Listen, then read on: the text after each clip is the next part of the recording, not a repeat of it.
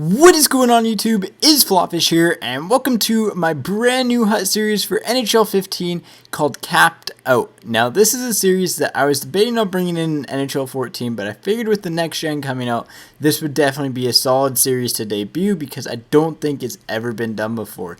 And the aspects of it are pretty simple. It combines some parts of packing it up, some parts of HUT Roulette, and just overall Ultimate Team adventures from everyone else that does those. Combines all of those plus adds something else. And that something else is, as you can tell by the series name, is I have a kind of cap on how many coins I can actually have in my team. So that's right, we're setting the limit at 9k. Pretty much it's 250 over a gold pack, and pretty much all it is once I can't go over that price. So in order for me to acquire players, personally speaking, acquire the players above 9k, I either have to pull them from a pack or trade up for them.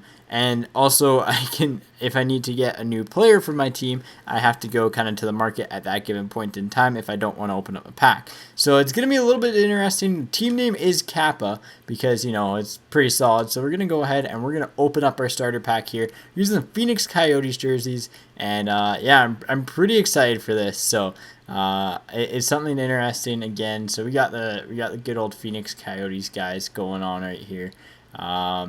Gervais, anything else that's workable? I do not know if I have any packs on this. What should we call it? Ooh, it's a silver. Wow, that's a silver. All right. But yeah, I think I have a few packs to open on this at least to help me out right away. But other than that, you know, we're gonna be pretty solid here. So let's go ahead and let's hop right in. Cap is gonna go pretty big here. So let's check for more rewards. Let's see. I don't think we have anything. Yeah, we don't have anything. Perfect. And yeah, I'm pretty excited to see what's gonna happen here. And again, so we have the marketplace. We have our team here, and pretty much our team is going to be a default starter team, which is even better because that way I'm not getting helped out as much as I would like a little bit of help along the way. This will make it a little bit more entertaining for you guys. So I'm looking forward to it again, like I said, and it's going to be interesting. So I'm going to go ahead and hop into a game right here. Hopefully then we can build up some coins that way, and I will see you guys after the game.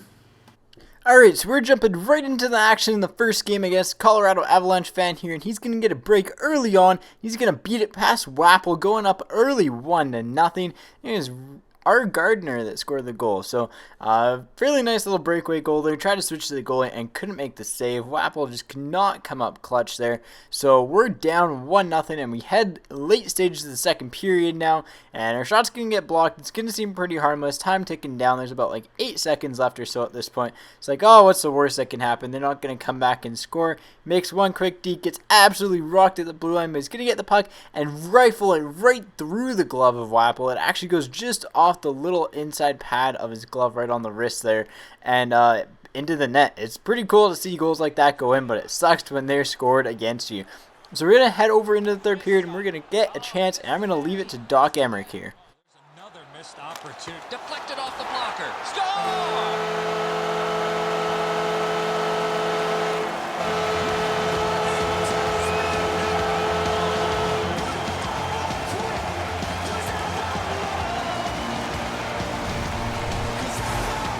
Here's quick flick of the wrist, put this puck in from the high slot. And just like that, we are only down 2-1. Things are looking good for the Glendale Kappa, and Max Lap here notches the first goal in franchise history. Pretty sweet goal coming in there off the blocker, just feathering in there, but he's going to come back, score on a breakaway with Gardner again, and gets a nice little puck chop celly there. That's a pretty nice goal, somehow taking the net off along with it too. And he's going to come back with just over 2 minutes left in third and put the game out of reach with Gardner, his third goal of the game, getting the hat trick. And we lost this game 4-1, just wasn't playing great for whatever reason. Things weren't flowing well. Teams were fairly even, and it just was not going our way. So we're going to look forward to the next game against a Montreal Canadiens fan. And this guy had a little bit better of a team, an upgraded net with Kari Ramo for sure, and just had a little bit better forwards out there, so knew we were in for a tough game headed in, but the team was not phased at all, and so we're going to get right off the drop here and just kind of fast forward a little bit, just about 3 minutes left in the first period, where we're going to bring the puck into the offensive zone, and it looks like we're going to get a pretty good chance here. Sauced across and absolutely denied by the blocker of Ramo. That was a wicked save, keeping this game scoreless after the first period, and early on in the second, again, we're going to get another breakaway in here, but unfortunately we get poke checked from behind, and after a little bit of time, the puck's going to bounce around, and he's going to end up with a clear-cut breakaway coming in with Brown. He's going to come in on Kappa, fake the shot, go to the backhand, put it posting in, putting the Habs up 1-0. Nice little goal from him. Costly turnover on the shorty there. But we're going to battle back as we always do. Get the puck from behind the net. And it's going to be Marois putting it in the back of the net. Nice little move there. Beating Ramo. Far side. Nice little cut. Takes the hit to make the play. But I think it's Moreau or something like that. Puts us up. Well, ties us 1-1 here. And Krunk gets a nice assist there. Speaking of Krunk. He drives toward the slot. Down south we like to get it crumb, get it crumb. And just like that, we go up 2-1, silencing the Bell Center crowd. And folks, Krunk is a performer with 1 goal and 1 assist in the game already. The guy is absolutely insane. Hopefully we can keep this lead, but unfortunately early on into the third period, just over a minute in, we take a costly hooking penalty as right off the ensuing faceoff. We thought we were going to win this draw, but we decided not to, and Seidenberg's just going to unleash a cannon that finds the back of the twine, tying the game up at 2. So the Bell Center is rejuvenated, full of life, and with just under a minute left in the last minute of play, he's getting a good cycle going on. We cannot clear the puck, and he's going to cross this in front. He's going to put it in the back of the net, right past Wapple, bust a streak, and folks, they go up 3-2. And it does not look very good for our team, as we're going to drop down into the final few minutes. Going to get one last crack at the can here. And again, the puck's just going to find a nice little lucky bounce. But we cannot beat Carter Ramo, who played really solid in this game. And the Glendale Kappa dropped their first 2 games. They're still winless.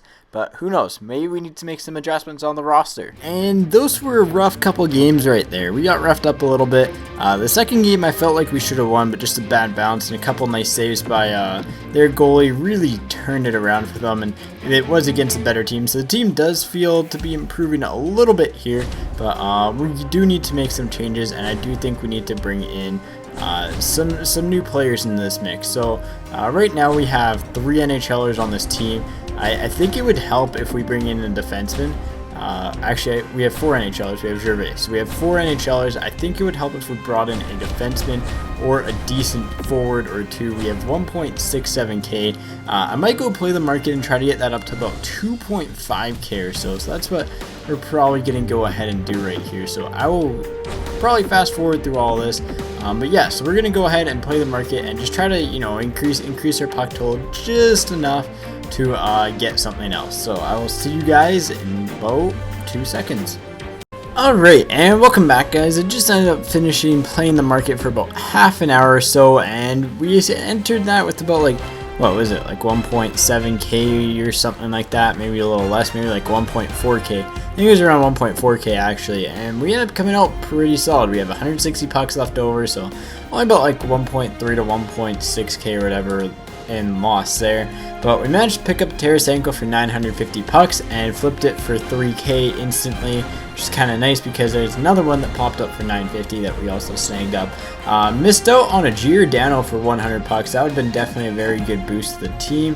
But overall, the team did get a little bit upgrade here, as we'll go ahead and go through who we picked up here. So I just finished editing all the lines around, and our first line looks like Nyquist, Henrique, and Crombeen.